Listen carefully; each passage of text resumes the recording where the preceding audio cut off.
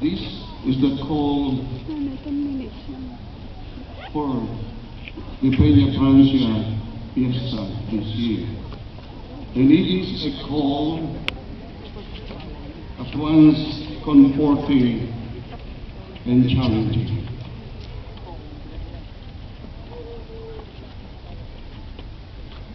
On the 300th year of our devotion, we call upon her, Panina, Monstra te esse matrem. Show yourself to be our mother. And she gathered us together in such numbers from all parts of the region, the country and the world, brothers and sisters, all grateful at remembering, at renewing, and recommitting ourselves as her children. My dear devotees, comforting as it is to have enough for our mother forever. In our devotion, a worthy call to holiness for the faithful everywhere.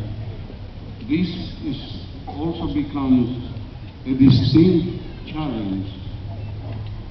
Now we hear our Ina calling to us, Monstra te esse filii, show yourselves to be my children.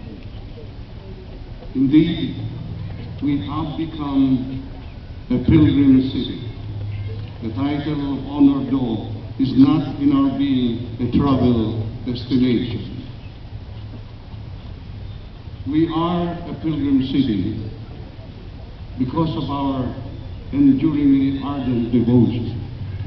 We are a city on pilgrimage, a people on a journey of faith to grow in holiness with Mary in the church towards God. And my dear brothers and sisters, how is it to go on this journey of faith? The story is told of a man who vowed to go to a sacred shrine after a long and hard journey.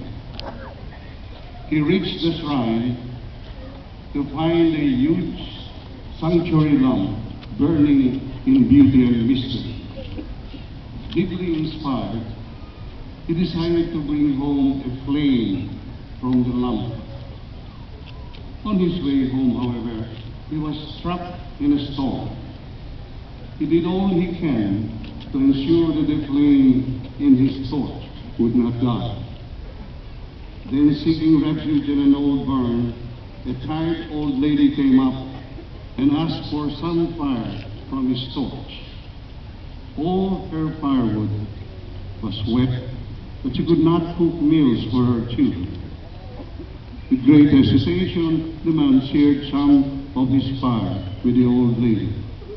But soon after leaving the barn, a beggar, as soaked in rain, also came up asking for some fire. He did not have a place to stay, so even just a small fire would keep him warm for the night. It broke the man's heart to see precious flames taken from his torch. Still, one after another, more people turned up begging for some of the fire along the way. Alas, when the man reached home, there was no longer any flame in his torch.